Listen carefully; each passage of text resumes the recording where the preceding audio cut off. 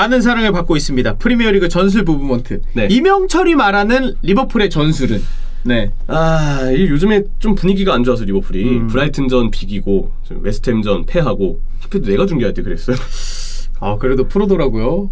프로답게 해야죠. 근데 그 진짜 웨스트햄전 커트주마 골 그거 들어가고 이제 마지막에 오리기가 넣게 해서 3대2로 끝났잖아요. 집 올 때 후토크 찍으러 오는데 너무 화가 나는 거예요. 진짜 와 지금 약간 그 참았던 울분이 막 터져가지고 지금 휴대폰으로 이제 그 우리 회사 출근하러 그 후토크 찍으러 오면서 본조비를 좋아하거든요. 본조비 노래. 본조비 노래 카 오디오 진짜 찌저지를 엄청 키워가지고 막 들으면서 분을 삭혀야 된다 이러고 왔는데 창문 열고 들었나요? 노래? 그러면 안 되죠. 그런 건 아니군요. 그건 너무 민폐라서 민폐라고 지적하려고 그랬는데 그러진 않았습니다. 그리고 또 이제 그 올림픽대로에서만 그렇게 탔으니까 사실 너무 화가 나더라고요. 다른 팀들이 그 라운드 첼시도 비기고 이래가지고 승점을 많이 드랍을 해서 웨스트햄이 쉽지 않은 상대긴 했지만 그래도 최근에 그 당시에 리버풀이라면은 그리고 웨스트햄도 막 엄청 잘해서 막 다 이긴다라기보다는 좀 꾸역승도 좀 있어가지고 리버풀이 이거 승점 이번에 좀 많이 좁히겠다라고 생각을 했어요. 우리도 그 예상을 했었잖아.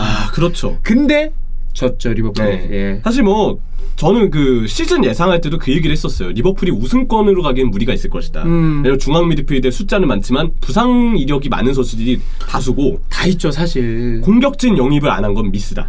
예.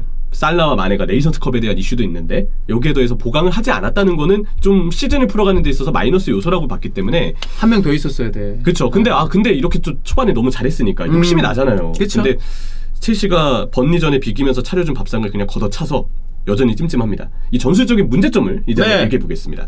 리버풀은 올 시즌 공격 시에는 2-3-5의 형태에 가깝다고 생각해요. 근데 센터백 2명 그리고 파비뉴랑 왼쪽 중앙 미드필드. 원래 왼쪽 중앙 미드필드를 티아고가 해야 되는데 티아고가 잘 못 나와요. 올 시즌 부상 회복이 좀 더디면서 그 자리를 커티스 존스가 나왔다가 또 존스도 최근에 부상을 당해서 요즘에는 체인벌린이 나왔다가 또 체인벌린 이전에 또 케이타가 그 자리 봤는데 케이타도 부상이죠. 리버풀이 중원이 죄송합니다. 괜찮아요. 말씀 중원이 계속 바뀌어요. 맞아요. 계속 바뀌어요 지금. 그러다 보니까 왼쪽 중앙 미드필드 주인공이 많이 바뀌는데 보통 왼쪽 중앙 미드필드는 좀 뒤쪽에 머무는 경우가 많습니다. 오른쪽 중앙 미드필드 핸더슨은 되게 높게 올라가요. 그래서 2-3-5 형태에서 3에 위치하는 선수는 파비뉴 그리고 왼쪽 중앙 미드필드 1명 그리고 나머지 1명이 핸더슨이 아니고요. 알렉산더 아놀드입니다. 오른쪽 풀백. 아놀드가 이 자리에 있으면 이 오른쪽 중앙 미드필드 자리에서 상대 압박을 피할 수가 있습니다. 왜냐면 높게 전진해 있으면 자꾸 상대한테 견제를 받고 그러면 부담이 생기는데 뒤쪽에 있으니까 견제를 덜 받아요. 이 위치에서 아놀드는 워낙 킥과 패스 능력, 배급 능력, 전환 능력이 좋으니까 뒤에서 빌드업 관여를 정말 많이 합니다. 볼도 뿌려주고 배급도 해주고 상황에 따라서는 반대로 전환하는 것까지 알렉산더 아놀드가 해주고 그러니까 킥이 좋으니까. 그렇죠. 그래서 알렉산더 아놀드가 이렇게 살라나 마네 쪽을 직접적으로 지원하면서 중앙 미드필드 지역에서의 어떤 배급 능력을 해주는 거죠. 그런 어떤 효과가 있고 그래서 2-3-5 형태인데 왼쪽은 왼쪽 풀백 로버슨 혹은 치미카스가 깊게 전진해서 폭을 벌리는 형태고요. 오른쪽은 살라가 폭을 벌립니다. 그리고 공격적으로 가장 전진하는 핸더슨은 살라가 폭을 벌렸을 때 살라와 가운데 공격수 사이에 오른쪽 하프 스페이스 공간을 보통 핸더슨 선수가 차지하는 경우가 많죠. 그래서 2-3-5는 베스트 11으로만 기준으로 설명을 드리면 로버슨이 왼쪽, 마네가 왼쪽 하프 스페이스에 가까운 왼쪽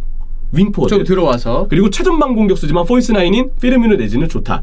오른쪽 하프 스페이스는 핸더슨이 자리를 하고 그 넓은 공간은 살라가 이제 폭을 벌리는 이 형태입니다. 지금 살라가 워낙 폼이 좋잖아요. 이거는 좀 부연 설명인데 알렉산더 아놀드가 측면에서 터치라인 쪽에서 살라를 지원하는 게 아니라 알렉산더 아놀드가 살짝 들어와서 살라를 지원하는 이유는 안쪽으로 살짝 들어와서 살라한테 패스를 뿌려줄 때 살라가 상대방 골문을 보고서 공을 받을 수가 있어요. 그러니까 살라가 첫 터치 자체를 굉장히 공격적으로 가져갈 수 있게도 알렉산더 아놀드가 중앙으로 들어오면서 역할을 좀 해주는 거죠. 네, 그래서 알렉산더 아놀드의 배급을 좀 더 쉽게 측면에 넓게 서 있어서 받을 수가 있고 살라가 그리고 만약에 중앙에만 이렇게 있잖아요. 그러면 중앙에 센터백들한테 둘러싸여서 분명 고립됐을 거예요. 근데 클롭 감독은 살라가 오히려 넓게 측면 터치라인을 따라서 벌어지게끔 해서 최고의 폼을 지금 보여주고 있으니까 상대 풀백하고 1대1을 더 쉽게 가져가게끔 하고 상황에 따라서는 오른쪽 하프 스페이스에서 있던 핸더슨이 오히려 측면 넓은 공간으로 빠지고 그때 살라가 안쪽으로 들어와서 둘이 스위칭도 많이 합니다. 근데 핸더슨이 영리한 선수인 게 공격 진영에서도 원터치 연계나 전환을 진짜 잘하거든요. 잘하죠. 그래서 핸더슨의 시너지를 받아서 살라가 초반에 더 살아날 수 있었다. 그래서 이 전술은 살라의 미친 폼, 올 시즌 리버풀이 보여줬던 화력을 생각하면 분명 공격적으로 잘 터진 성공한 전술이라고 생각이 들어요. 살라의 폼 플러스 알렉산더 아놀드가 중미로 들어왔을 때 사용할 수 있는 이 킥의 다양성. 네. 그리고 오른쪽으로 아놀드, 핸더슨, 살라 대단한 선수들이 밀집되어 있고 그쵸. 아놀드의 빌드업 지분이 높으니까 상대가 리버풀 기준 오른쪽으로 쏠립니다. 그러면 왼쪽으로 전환을 했을 때 로버슨과 마네 혹은 치미카스와 마네 이렇게 볼을 잡아서 왼쪽에서 좀 더 넓은 공간을 받고 개인 드리블로 풀어나오는 상황들이 생기죠. 근데 여기서 마이너스가 뭐냐? 로버슨의 폼입니다. 올 시즌 로버슨이 녹화 기준으로 오늘 스코틀랜드 경기에서 로버슨이 햄스트링을 또 다쳤대요. 오늘 새벽이죠? 맞아요. 예. 좀 화가 많이 나는데 아무튼 치미카스가 올 시즌 더 잘해요 로버슨보다. 왜냐면 로버슨이 너무 지쳤습니다. 근데 클롭 감독의 미스는 웨스트햄전 때도 로버슨을 썼다는 거예요. 아틀레티코 마드리드전 때 치미카스가 잘했는데 그쵸. 그러면 치미카스가 더 쌩쌩하고 더 잘하고 있기 때문에 리그에서도 믿어볼만 하지 않았을까. 근데 결과적으로 로버슨의 웨스트햄전 선택은 몇 번 기회가 있었는데 로버슨이 좀 안 좋은 크로스를 다 날렸거든요. 그거 생각하면 로버슨에 대한 클롭 감독의 믿음은 그 경기에서는 분명 비판을 받을 요소였다. 근데 이젠 쓰고 싶어도 햄스트링 부상이라니까 그렇죠. 못 쓰네요 로버슨.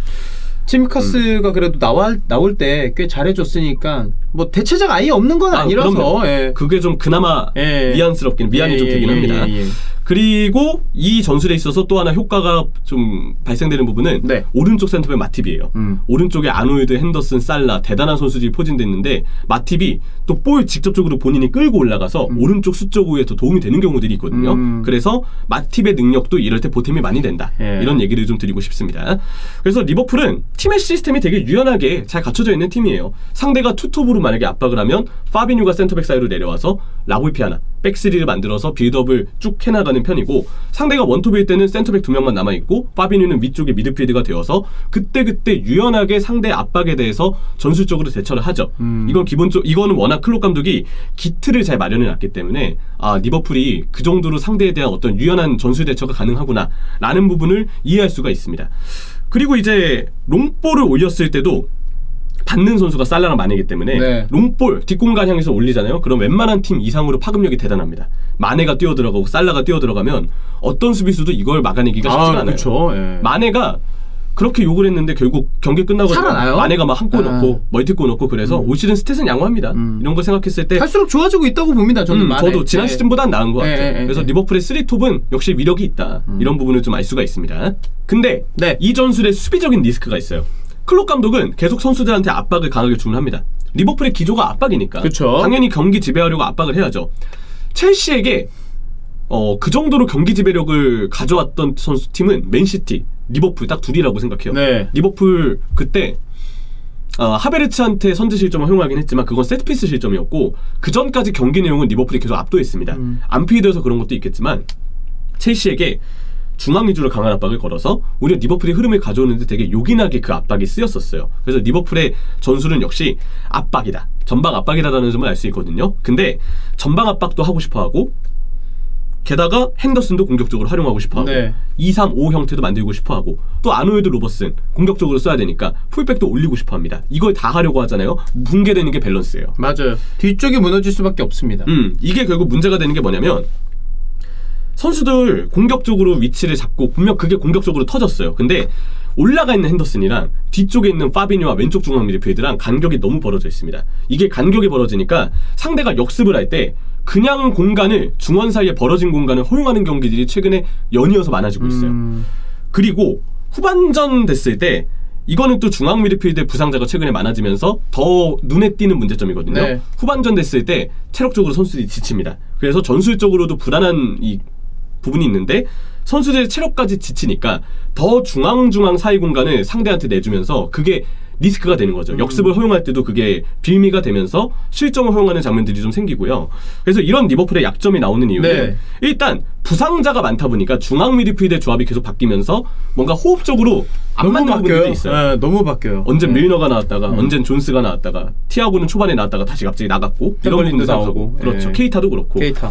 중앙 미드필드 조합이 너무 많이 바뀌니까 안 그래도 전술적인 문제가 있고 후반전 체력적인 문제가 있는데 여기에 조합까지 낯설다 보니까 그쵸. 문제가 발생되는 게 있고 성향이 조금씩 다르거든. 네. 지금까지 나온 미드필더들이. 그러다 보니까 이제 선수들의 피로도도 가중이 되면서 체력이 떨어지면서 더 문제가 가중되는 부분이 있습니다. 네. 또 하나는 반다이크가 정말 잘 돌아와서 잘해주고 있긴 한데 예전만큼 수비 범위를 넓게 가져가기 힘들어요.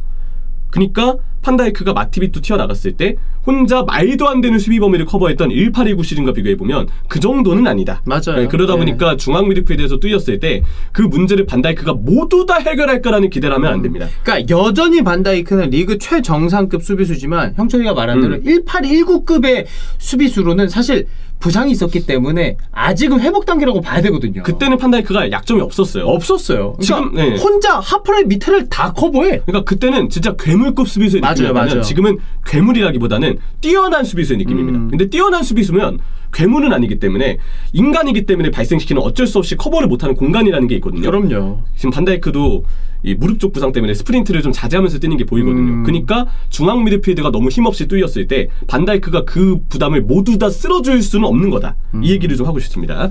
그러다 보니까 최근에는 상대 역습에 약하거나 아니면 후반전 됐을 때 중앙 미드필드 사이에 벌어진 공간으로 상대 역습을 허용하면서 네.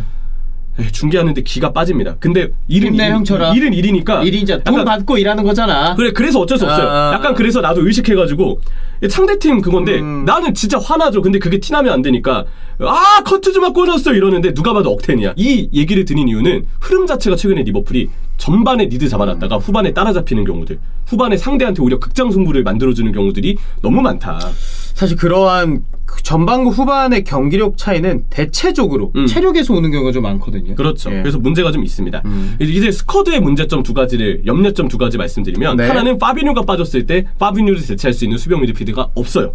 맞아요. 그러니까 옛날에는 핸더슨이 그 자리에 들어왔는데 지금은 파비뉴 말고 그 자리에 서서 커버를 해줄 수 있는 선수가 저도 없다고 네. 생각을 해요. 밀너도 그 자리에 쓸 수 없고 네. 써도 애매하고요. 없죠. 핸더슨도 수비적으로는 좀 뚫리는 경우들이 그 자리에 서면 생기고 케이타는 이 자리에 보는 선수가 아닙니다. 그렇죠. 그 자리가 아니죠. 네, 그렇기 때문에 파비뉴 부젯이 리버풀의 스쿼드는 대응할 수 있는 수단이 없다. 이게 불안점이 있고 파비뉴의 부재. 또 하나는 아노이드의 부재예요. 네, 아노이드가 못 나오면 조고메스가 오른쪽을 봐야 되는데 조고메스는 공격력이 아쉽고 밀너가 그 자리를 봐야 되는데 밀너는 나이가 워낙 많기 때문에 필포든한테 공략을 당한 것처럼 약점이 뚜렷합니다. 발이 좀 느리고 커버 범위가 좁다는 아쉬움이 순발력이랑 이런 것도 많이 떨어졌으니까. 니코 윌리엄스는 아직 불안해요. 이 네. 선수는 발도 느리고 수비적인 리스크도 있고 또 공격적으로도 침투는 잘하지만 확실히 상대를 제쳐낼 만큼의 어떤 연계 능력이나 이런 네. 부분은 좀 더 보완이 필요하기 때문에 아놀드의 부재에 대해서도 분명 리버풀은 걱정할 필요가 있다. 이런 부분들을 얘기하고 싶습니다. 네. 딱 이 정도? 근데 전술적인 약점은 결국 중원 사이에 벌어지는 간격이에요. 이걸 잡아내느냐, 어떻게 전술적인 피드백을 가져가느냐에 따라서 11월 A매치 기간 이후에 리버풀의 성적이 또 가려질 거라고 생각합니다. 네. 그래도 리버풀 괜찮거든요. 지난 시즌에도 부상 때문에 힘들었는데 참 이렇게 잘 버티는 거 보면은 클럽은 진짜 대단한 감독이다라는 생각이 다시 한번 드네요. 예. 사위권 경쟁만 잘 해줬으면 좋겠네요. 네. 리버풀 화이팅! 맨유 화이팅!